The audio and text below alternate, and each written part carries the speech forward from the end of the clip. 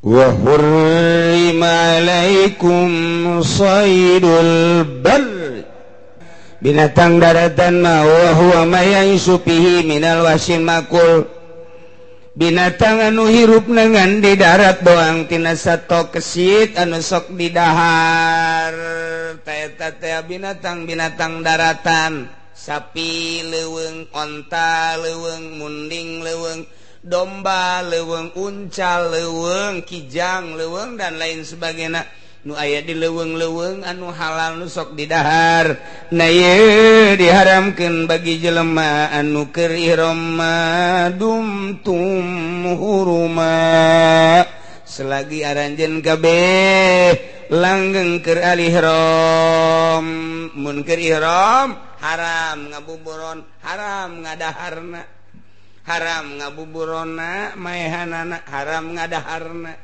tapi lamun teh anu ngabuburonna mah anu halal didahar kuno keur ihram atuh teh naon zaid ihram Khalid teu Ki Khalid manggi uncal ditewa kunyana dibuburon atau dipanah digoreng haju didahar ku kabehan teu naon nu keur ihram ngadahar daging meunang ngabuburon ngan nu ngabuburonna batur nu halal teu naon ulah sote nyana nu ngabuburon nyana nu ngadaharna min jihati ngabuburonna haram min jihati ngadaharna ge haram teu meunang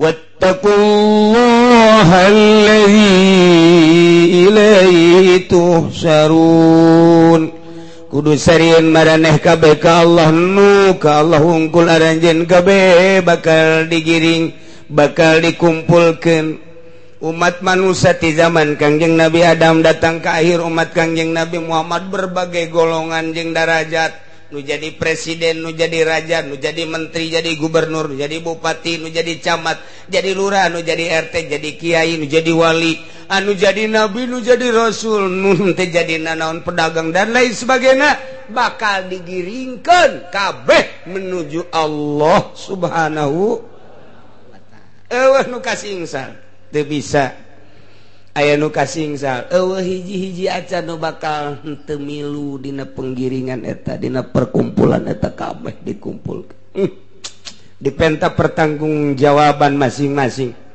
tanya sabaraha umur mata digunakeun naon celi digunakeun naon sungut digunakeun naon harta digunakeun naon ilmu digunakeun ka mana dan lain sebagainya di BAP mun urang salamat sorga teu salamat ngagejebur iyalah wattaqullah kudu sieun maraneh ka Allah ieu mah khususna tentang sayd tentang buburon bagi nu halal maupun bagi anu keur ihram sing sieun melalui aturan Allah sebab urang bakal dikumpulkeun bakal digiringkeun ka Gusti Allah Subhanahu wa ta'ala tapi lamun ahli batin mah bisa ngamanaan kieu ye uhilla lakum dihalalkeun ka aranjeun kabeh saydul bahri buburon lautan nu aya di laut teh eta adalah mutiara ngan nu dimaksud mutiara di dieu mah adalah makrifat berarti urang neangan ilmu makrifat ge teu naon carana kudu ka laut aya di laut berarti urang teh kudu silulup ari silulup urang teh kudu bisa atuh berarti ngojaina jeung kudu nyaho lebahna di mana aya mutiara di luhurna kudu make parahu heula sanggeus make parahu urang silem ka jero di mana lebah anu aya mutiaraan na ieulah ilmu makrifat eta kurang bisa diteleuman sok teangan ilmu marifatullah wa rasuli supaya urang mantep jasa ka Gusti Allah seakan-akan urang bisa neuleuh mun teu bisa neuleuh urang asa dideuleukeun ku Gusti Allah lantaran ieu ge kabeh moal kaluar tina kudrat jeung iradat Allah. Dedeleran urang teh supaya ka Allah bae, dedengean urang supaya ka Allah bae, napas urang supaya ka Allah bae, bicara urang supaya ka Allah bae, per detikna teh ieu adalah ka Allah, ka Allah, ka Allah, ka Allah, ka Allah. Nah iyalah ngaranna ilmu ma'rifat. Uhillalakum shaydul bahar, halal teangan coba ge ilmu ma'rifat. Wa ta'amuhu, halal kadaharan bahar. Iya nih, iya termasuk karena ilmu-ilmu syariat. Berarti kudu ditempuh heula ta'amu lantaran kadieuna jang mata'an lakum walisayyarah, jang kesenangan diri sorangan ibadah ka Gusti Allah, jang nu lelempangan menuju akhirat. Lantaran lelempangan teh aya dua rupa, aya lelempangan di dunia, aya lelempangan akhirat. Aya jelema aya jasad nama di dunia keneh tapi geus berperasaan di akhirat bae, matana di ka akhiratkeun, ceulina di ka akhiratkeun, lempangna geus asa di akhirat bae. Kitulah ahli ma'rifah, ialah ta'amu. Teangan heula ku urang atuh ayeuna kadaharan-kadaharanana naon? Ialah ilmu muamalah, ilmu ubudiyah, ilmu muamalah. Wuduna nu rapih teangan syarat jeung rukunna, salatna nu rapih syarat jeung rukunna, hajina nu rapih syarat jeung rukunna, kitu keneh zakatna, kitu keneh puasana. Kemudian kabelah dituna ialah jang beusi diperlukeun ku diri oge ku batur. Muamalahna bab jual belina kudu nyaho syarat-syaratna, bab gade menggadena kudu nyaho, bab titip menitipna kudu nyaho. Kabelah ditulah munakahah, urusan pertikahanana kudu nyaho, datang ka urusan pertolakanana, peridahanana, pernapakahanana kudu nyaho. Nah lamun geus nyaho sok laksanakeun kuari tempuhlah saydul bahar, ilmu ma'rifatullah wa rasuli. Carana kudu kumaha? Wa hurrima alaikum saydul bar, diharamkeun karanjeun kabeh saydul bari. Carana adalah haramkeun buburon daratan. Naon buburon daratan teh? Ieu adalah alamul mahsus, alamul jismi. Jadi dua alam teh, aya alam ruhani, ieu adalah saydul bahar, aya alamul jismi, saydul bari. Haramkeun saydul bari nu mahsus ya we ulah aya kesenangan di diri. Mun masih kene mata senang neuleuh nu indah-indah, mun masih kene inceuli senang ngadenge suara nu merdu, mun masih kene urang dahar nu ngeunah, eta adalah alam-alam mahsus, eta moal waka jadi wali kos kitu mah. Berarti kudu diharamkeun heula ku urang memeh datang mah. Atuh kudu kumaha? Mulai ku hari urang tanggal hiji haji puasa, iraha tanggal hiji hajina Jumat geus nyaraho kabeh haji paruasa kabehan. Leutik mangajal tanggal hijina poe Jumat, hiji mana Kemis, malam Jumat aya 7 darajat. Tuturkeun gara-gara ilmu falak bakal istimewa nuturkeun falak, sebab ru'yat tanpa falak moal bisa. Nah ru'yat teu akur jeung falak moal beres. Malakna nu bener ulah 3 darjah dijieun sadarjah satengah, batur ge ngaritung. Namun nuturkeun ahli falak ti Ramadan datang ka Syawal, datang ka haji pas kabeh. Anu kamari teh nuturkeun ilmu falak, nuturkeun ru'yat buah bener buah henteu, mudah-mudahan bener tapi wallahu a'lam. Nu puasa Rebo kuarina kuduna nyana nanggalkeun Sabtu. Lamun nyana nanggalkeun Sabtu lebaranna kudu poe Senin. Sedengkeun malam Jumat geus 7 darjah. Malam Jumat geus 7 darjah. Dunia ahli falak astronomi kelas dunia ngitung bulan. Mun malam Jumat tanggal 1 pan ieu teh endek wukuf di padang Arfah nu mantak dunia kelasna.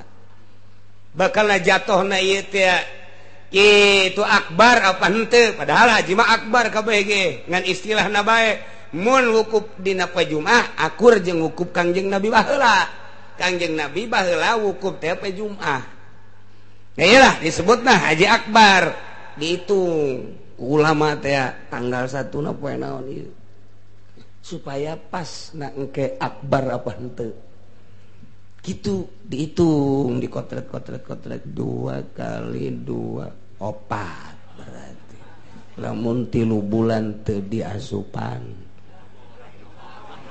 cokot berarti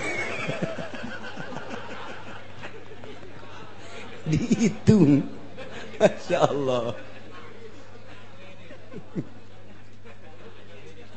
kudu dihitung orang deg kumaha di Indonesia kumaha di Mekah aya penghitunganana sarua jeung di Turki tafawutna urang jeung Turki sabaraha urang jeung Mekah tafawutna sabaraha iyalah permasalahanana mentak moal akbar atuh tahun dieu lantaran urang bae di wetan 7 darjah atau komo di ditu komo di Mekah sebab ai bulan mah kapan ayana di barat maton panon poe mah ayana di timur cacakan di barat bae di dieu malam Jumat geus 7 darjat atau komo di ditu kitu perhitunganna mendak lamun urang ngadenge di ditu aya nu lebaran urang teu kudu ru'yat teu kudu ngitung urang belah barat mah wajib bae di ditu bae geus atuh komo di urang patokanana kos kitu teh cak pikih eta cak pikih kecuali di Mekah geus barokah keheula di urang mah ulah waka heulana ulah waka Malaysia geus buka urang ulah waka sebab itu mah barat kulon ulah waka heulanan tapi lamun di ditu geus atuh di dieu mah komo lantaran bulan kan ti ditu ayana di barat mungkin geus di urang pencan tapi lamun geus urang timur bae geus aya nu buka atuh urang mah pan geus kaliwata urang geus kaliwata geus kudu buka jasa mangkaning kamari lebaran teh di NTB geus ru'yat NTB teh belah manaeun Tangerang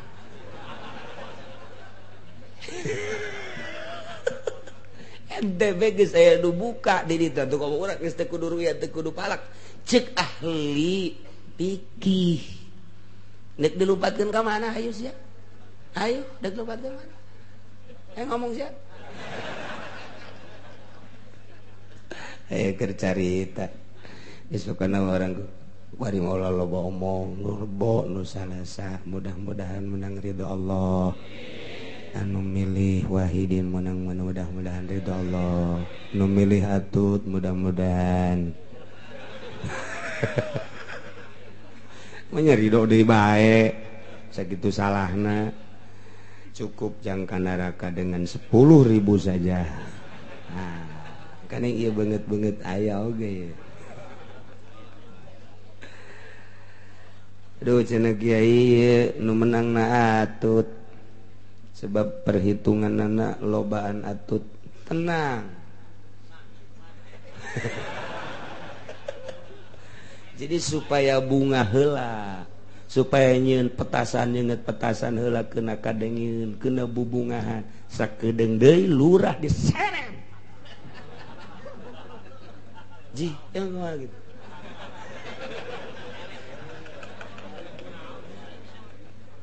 sebab jana geus jebar-jebarkeun duit camat diseret ku pamajikanna sia mah sok aju salah bae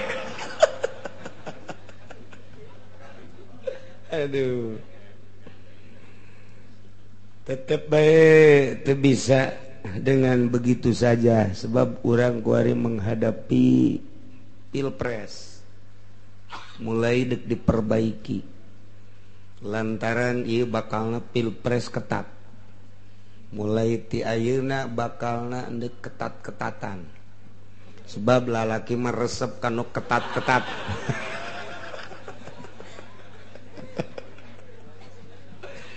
teu meunang sambarangan sebab ieu mah bakalna mengarah lamun teu diperbaiki geus aya anu endek revolusi nu kukula dicaritakeun teh. Jadi mahasiswa di berbagai universitas kuari geus menyatu kemudian geus endek mendatangi lamun ieu teu ditegaskeun hukum ala kadar baheula ala kadar kadanan tegas jasa mah ulah amburadul jasa ieu geus aya bakal gerakan-gerakan mengarah kana peperangan hendak nu boga besi sing lempeng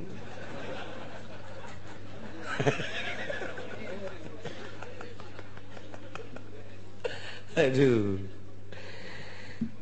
lantaran ieu bahaya ka hareup namun kieu bae geus kuari mulai diperbaiki sanajan kukumaha tetap mulai diangkat ke permukaan lain kasus ieu bae berbagai kasus-kasus sebab geus aya penekanan-penekanan ka hareup bahaya berarti kan ieu aya sutradara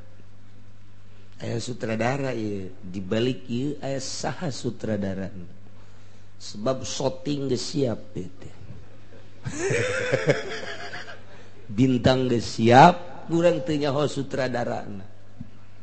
Nah jadi ulah kaget lamun kuari perhitungan tetap atut nu menang cuman permasalahan tetap diangkat nu jadi gubernur nama tetap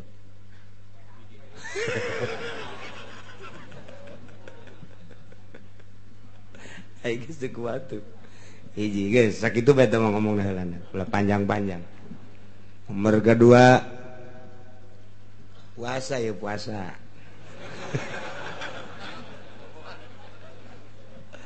tanggal hijina haji kemudian berarti tanggal hiji hajina Jumat Sabtu Minggu kuari tanggal seberapa 3 berarti orang puasa ke seberapa poe orang mana ya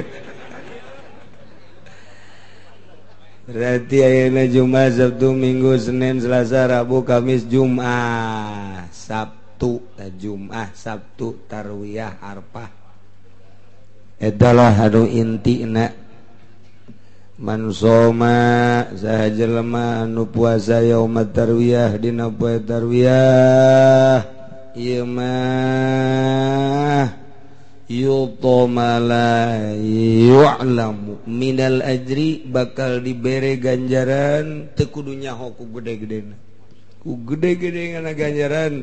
Oh nu nyaho teh mah kagedeanan nu penting mah maneh mah geus puasa bae geus surga bae geus teu kudu dibere nyaho bedena ganjaran. Masyaallah.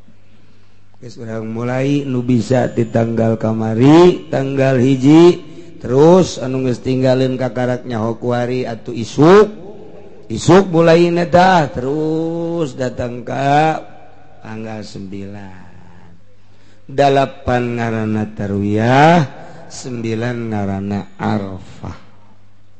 Soma yauma Arafah saja manu puasa di poean Arafah kana kafaratan eta puasa ngajadikeun kafarat di sanatil madiyah sanah taun nu enggeus jeung taun nu bakal. Jadi 2 tahun nu enggeus jeung nu encan ieu dikakaparatan ku puasa sapoe doang. Masyaallah. Tama lamun datang kata puasa tama pohara jasa Kangjeng Nabi geus meromosikeun sakitu luar biasana cak Kangjeng Nabi saha jelema nu puasa poe Arfah eta sataun nu geus kaliwat sataun nu bakal diampura kabeh dosa-dosa laletikna kadenge ku cilik urang teu puasa tol bolon tama jelema masyaallah.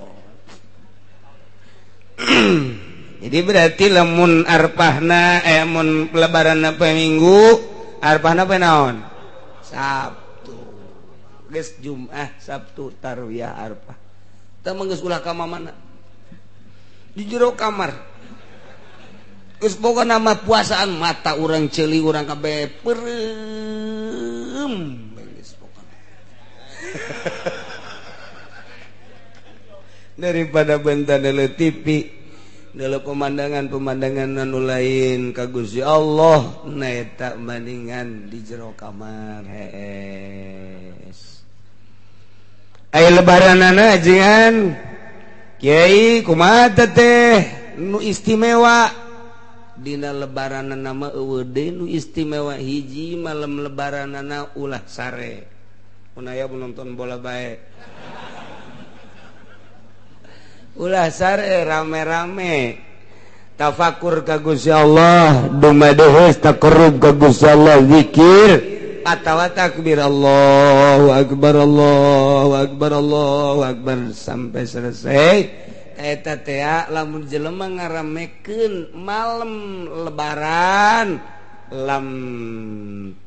lam yamut qalbuhu yauma matal qulub hatena moal paeh hate teh moal paeh lamun hate teu paeh teh hirup masyaallah lamun hirup boro-boro hate nu dihandap hirup mantep tapi lamun geus paeh nu handap boro-boro hate etana bae atuh pamajikan bungeun puyang aing cenah cek pamajikan kunaon teh hirup-hirup komo lamun hate manu hirup masyaallah mun hate hirup teh boga harta disodakohkeun harta hirup ngaranna boga ilmu disodakohkeun hate hirup ngaranna ka pamajikan bageur hatena hirup ka anak bageur hate hirup ka burid bageur ka tetangga bageur nah hate hirup ngaranna karangda bageur hirup berarti tak kitu eta hiji. Kemudian atuh ayeuna mah beurangna di samping lebaran na ieu urang ngalaksanakeun kurban geus cenah kiai kurban mah terus bae boga mah ayo bae 2 3 4 5 masalah lamun urang ngalaksanakeun kurban man qarraba kurbanan saha jelema anu nyieun dumadeheus ka Gusti Allah ku cara mencit kurban bi awali qatratin begitu dipencit awal tetesan kotorat fil ardi netes ka bumi eta geus dihampura dosa eta jelema ku Gusti Allah gufirat dzunubuhu lain dosanya na bae wa iyaluhu keluargana ge dihampura pamajikanana anakna ahli-ahlina bahkan indung bapana ge dihampura deui bae ya Allah ya Rabbi begitu netes set geus dihampura dosana dosa pamajikan dosa anak dosa indung bapana masyaallah ku gede-gedena ganjaran korban mandek hayu nu boga ulah diengke-engke lantaran umur mah teu nyaho buah dikorbanan buah henteu engke ku anak urang mumpung kuari bae keur boga cenah kiai naon eta korban teh sapi sabaraha urangan sapi 7 kumaha kiai lamun sapi hiji ku sorangan bae eueuh masalah ieu sapi ku sorangan bae cenah kiai abdi ditunang buagah kula ieu naik sorangan bae eueuh masalah boro-boro sapi hiji 5 dek nu ku sorangan bae eueuh masalah ngan lamun hayang dipilukeun datang ka 7 kitu maksudna besi we tujuaneun teu meunang ku sorangan lain teu meunang ku sorangan pan urang lamun embe ge 7 ieu nu sa nu kula ieu nu sa nu kula ieu nu kula kabeh wih mamang sakaligus 7 wah eueuh masalah besi dijadikeun masalah di lembur eueuh tah eueuh masalah tilok aya ongko nu ngamasalahkeun kos kitu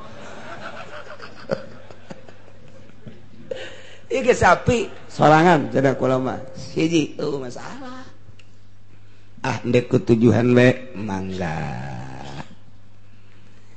mbe hiji sorangan mbe mah teh mumpung urang aya kesempatan umur dibere keneh ku Gusti Allah harta boga ulah diengke-engke geus langsung korban bikeun tah orang lembur ka fakir miskin yo maneh supaya ngarasaan geus urang ulah nyileuk-nyileuk deui bigat hebat bata bigan atau aya penampungan dirinya osok dibagi-bagi ke masyarakat ku panitia tah geus ngaran deh tulis kerenteuna geus sebereu masalah ngan eta mah keur carita Abdul na cek piki Allah mah geus apaleun padahal ngan cek piki ya tak kos kitu nah itulah ari ieu sapopoe wiridana naon nu paling istimewa sapopoe nu paling istimewa wiridan di bulan haji mah la ilaha illallah wahdahu la syarikalah lahul mulku wa lahul hamdu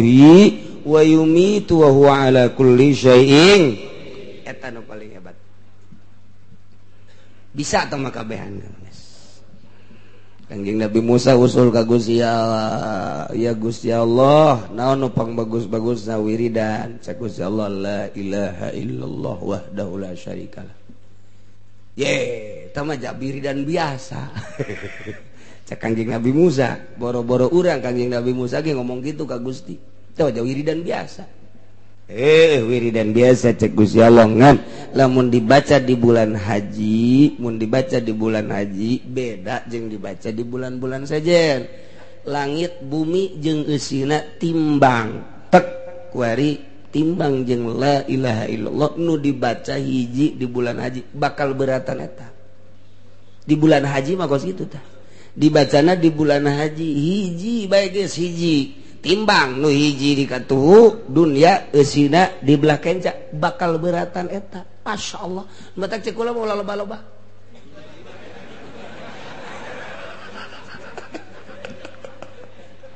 besi ngambai hiji bae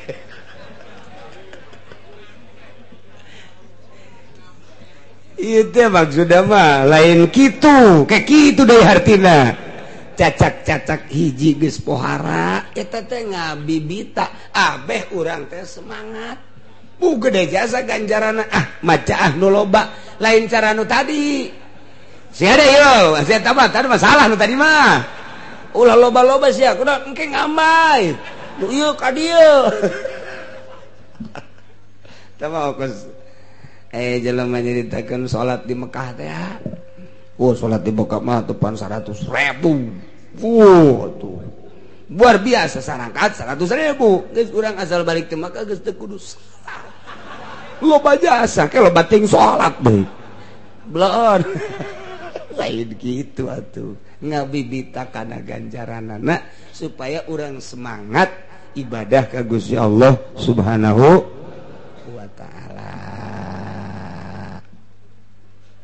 geus kulantaran minggu hareup lebaran berarti ngaji libur urang babarengan lebaran kabehan minggu selanjutnya ngaji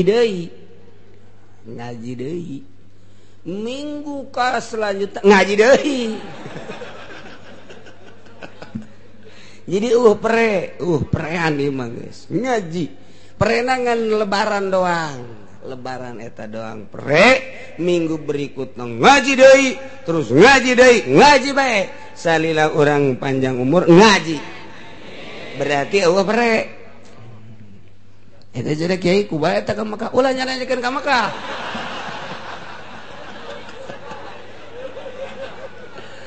ulah nanyakeun ka Mekah tanyakeun bae engke kanu geus ka Mekah kapanggih henteu jeung Ki Uci gitu sakitu bae geus sama tanya engke ceknya na kapanggih oh berarti ka ditu ceknya henteu atuh henteu iya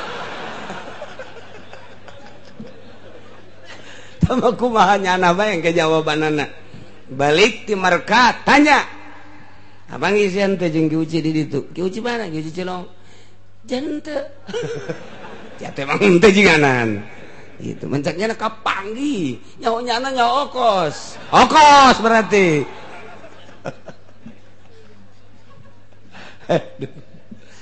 aya nu pernah ka Mekah kapanggih jeung kula di ditu teh sil kejai kapanggih ku kertoa bener cenah kiai cara ku kula di kieu-kieu aju nembalah henteu atuh okos doang tah mah aya baik jadi sekali deui libur nangan minggu isuk doang, insyaallah minggu selanjutnya ngaji ulah nanyakeun ka Mekah. Sakitu bae pokona mah geus.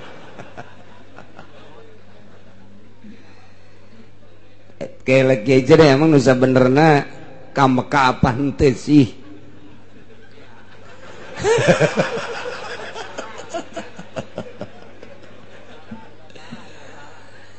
Jadi jumlah jamaah anu aya babarengan jeung kula 170. Nu sejen aya 400 babaturan teh. Dipetes saja aya keneh sebar. Eta teh geus diasupkeun ka meja kedutaan. Tapi Menteri Agama nelpon ulah ditandatangani, berarti menteri bagus teu meunang nanda tangan pisa. Hiji nu plus, kedua nu susulan. Geus bae. Ditangguhkeun ke Sabtu, ke Senin, ke Selasa, ke Rebo. Itulah harapan jeung harapan. Asana cek ulan nu kos kieu mah biasana ieu teu jadi. Cek hate ngan mere support mah terus bae kadua kanu memperjuangkeun. Mantap cek ulah ngaji bae urang. Sebab kuduna berangkat ku ari ieu. Minggu teh geus di bejaan berangkatna jam 10. Keur itu teh atuh minggu itu berangkatna kudu jam 10. Tapi sekolah mah ngaji bae. Kuari kudu nama berangkat nate jam 10 kuari. Tapi sekolah mah ngaji bae. Salah pisahan. Tapi aya nu ngabantu. Lantaran kula mah abah boga besan nusok di urusan haji. Bebejalah kanyana telepon gitu-gitu kageteun. Oh, Kiai mau berangkat? Iya, pakai PT apa? Bejakeun PT Uswah. Berapa banyak? Sekian. Ujiannya di bejaan. Belum ada apa-apa, belum ada kabar, belum. Yang lainnya ada kabar mah. Kabar apa? Bisa berangkat ditelepon, Haji Yasin ditelepon, Pak Yasin bisa nih berangkat asal nambah 40 juta. Cak Haji Yasin tangkorak sia meureun. Unggal jamaah jadi kudu nararambah caku lagi ulah maningan teu berangkat daripada nyogok geus bae sakitu bae tah daripada sogok-sogok maningan teu berangkat. Tapi nyana ngomong ngakulatan udah ngabantu kalau buat Pak Kiai mah bisa berapa banyak 10 dibantu pokoknya kalau 10 berangkat di atas kertas namanya nama. Kalau Pak Kiai mau berangkat 10 sampai 10 diusahakan. Tanggung jawab saya. Jadi geus bisa jasa kula mah 10 mata. Ngan lamun kula berangkat nu sejen teu. Mana teuing meureun pan Kiai teu bisa nulungan aing. Tah, ai manasik bareng, ai dahar bareng. Giliran berangkatnya na doang mana ting tambah sedihna maning teu berangkat kabeh sekula. Itulah dongeng na ieu. Kula mah bisa jasa jadi lantaran aya nu geus ngabantu besan. Geus asal kasih tahu aja PT apa bejakeun ku kula. Udah tanggung jawab berangkat cuman bisana nyana 10. Emang geus sababaraha kali ka kula ngomong kalau ada kesulitan 10 mah bisa dibantu. Bener jadi 10 mah tah dibantu bisa jasa ngan eta teh tadi maknya ai kula bareng berangkat 10-an ai nu sejen henteu nya naneurekeun kapal we kieu.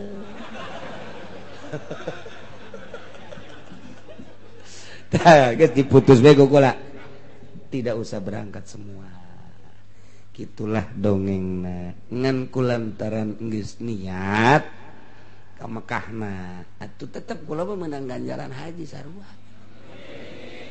masalah jadi berarti geus boga ganjaran mun haji berlantaran tah mah setor geus naon geus ngan teu diberangkatkeun ku pemerintah tinggal hitung-hitungan we ke di akhirat nu mantak aing teu diberangkatkeun ku sia menteri kunaon sakitu doang jadi mah geus pol jasa niatna kabehan geus pol cak menteri karena henteu dibere 10-20 juta ha serahkeun zabaniyah ya tah beresan tah menteri aing guys tanggung jawab guys sama dek kemanakan ya dek dikasumurkeun lah sumur di jahanam aya emang aya geus disadiakeun tah mah anu mun dibabetkeun ka dinya 1000 tahun teu datang-datang ka handap boro-boro naik kalur ka handap ge can datang 1000 tahun angel amat tah mah eta lah nu bakal nembang sakredit sogok menyogok dari balangkeun ka sumur eta mun dibalangkeun ka dinya 1000 tahun ge can datang apeng-apengan 1000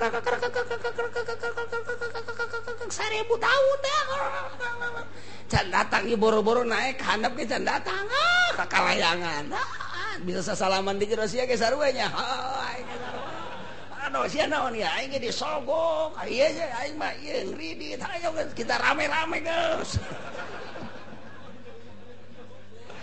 na'udzubillah min dzalik wa min dzalik gitulah kisahna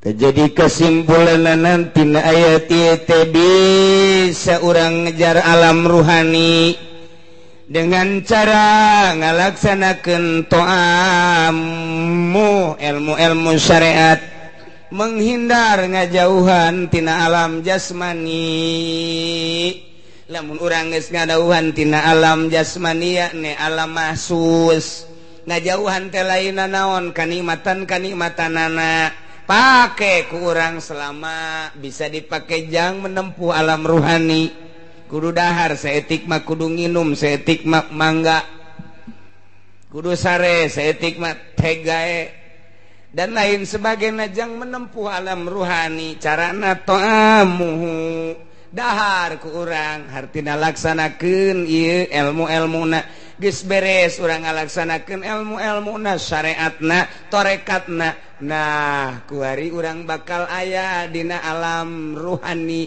iyalah sok disebut sayyidul bahar lamun geus aya di alam ruhani urang teh bakal pindah alamna pindah alam ayasa di mana cicing sanajan di imah sanajan di masjid sanajan di majlis sanajan di jalan sanajan di mana nyana teh geus beda alamna asa misah jeung alam nu eta geus engke sanajan neuleuh ping-ping neuleuh susu teu pengaruh tah mah geus aya di alam eta mah paling ge nyana molotot ieu naonnya eta nya eta kos gitu aya lain aya deui saha teh nu geus datang ka Sayyidul Bahri Syekh Abdul Qadir Al-Jailani Quddisa Sirruh Abul Hasan As-Sadzili Imam Syafi'i Imam Hanafi Imam Maliki Imam Hambali Imam Ghazali belah dieuna nu diurang teh Syekh Maulana Hasanuddin Syekh Yusuf Syekh Asnawi Caringin Nawawi Tanara aya di alam-alam nu eta loba-loba deui nu sejenna ge bahkan kuari ge aya kan urang mah teu nyaho bae urang aya nu mantak atuh hayang nyaho ka dieu mah dideuleu bae ku urang jakeur balap teh bakal kanyahoan ku urang mana nu ti heula mana nu pandeuri mana nu setarna hebat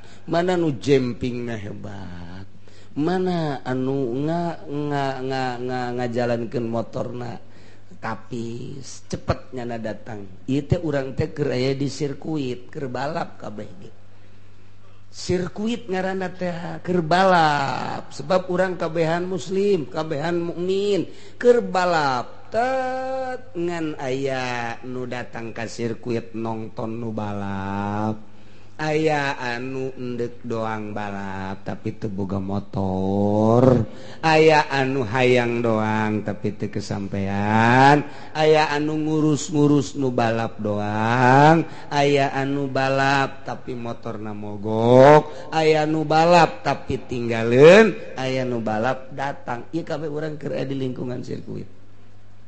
Naon sirkuitna? Nafsu. Laula mayadinun nufus, nafsu teh eta adalah medan. Jadi urang teh geus teh keur balap ieu teh menuju Allah, menuju wusul ilallah. Aya nu ngan sakur ngadenge, aya anu neuleu nongton, aya anu hayang tapi teu boga kendaraan, aya anu siap tapi henteu setar, aya anu siap tapi tinggalin. Tah ieu urang keur balap kabehan. Etalah caritana keur menuju Sayyidul Bahar, hayang ma'rifatullah wa rasulih. Sebab ieu jelema mengenal Allah teh aya anu datang ka rukun doang ngenal Allah teh, aya anu datang leuwih ti rukun, aya anu perasaan. Tah eta ibadah teh kos kitu tah ibadah. Nah iyalah aya keneh jelema ahli-ahli Allah Subhanahu wa ta'ala. Alhamdulillah anu geus embung disogok, lamun magahan ngajina geus embung nanaon, geus teu neuleun naon, teu neuleun naon. Nya nama gilaeun bangsa ka proposal bangsa ka kredit geus teu nyaritakeun urusan halal haram, embung bae geus kos kitu mah dunia. Ta eta teh ahli Allah nu kitu ngaranna. Ai urang mah ahli kredit ngaranna. Ahli itu dunia, abid dirham, abid mobil, abid motor, abid jabatan, abid dan lain sebagainya. Urang ai geus abid Allah mangan ka Allah doang. Hese teteh geus urang mah kulantaran hese cinta baik ka ahli Allah Subhanahu.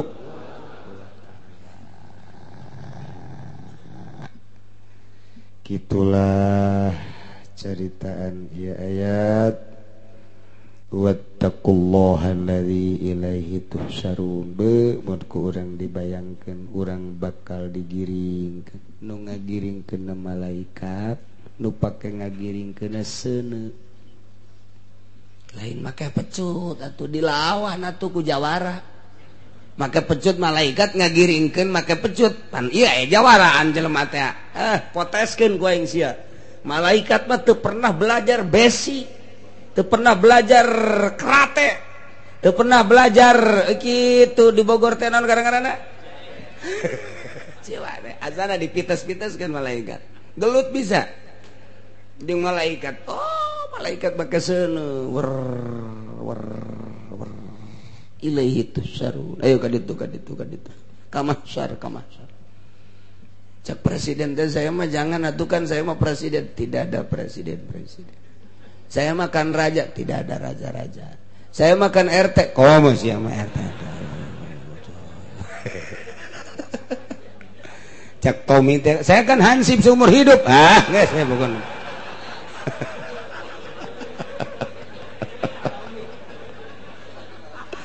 Ya Allah, digiring bae kabeh ge masyaallah.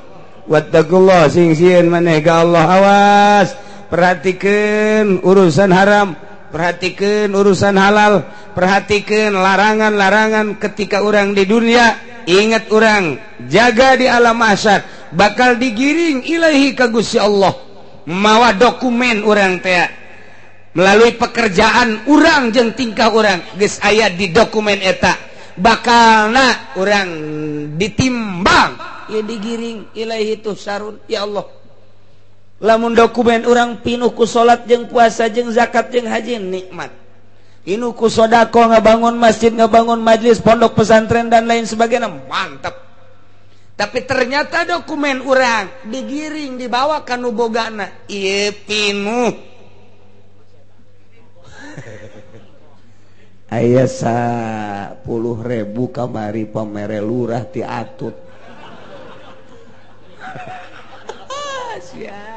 Sia nya lurahna diseret nya siana dibebeskeun sia gede henteu tapi ka neraka lah cenah kieu ka neraka ge teh moal kebel paling sakengkeongan doang cenah ulah dianggap sakengkeongan ge cek cenah teu panas meureun direrap doang ge panas komae aya kreditan di dinya teh aya ngabohong aya sogok aya balak genep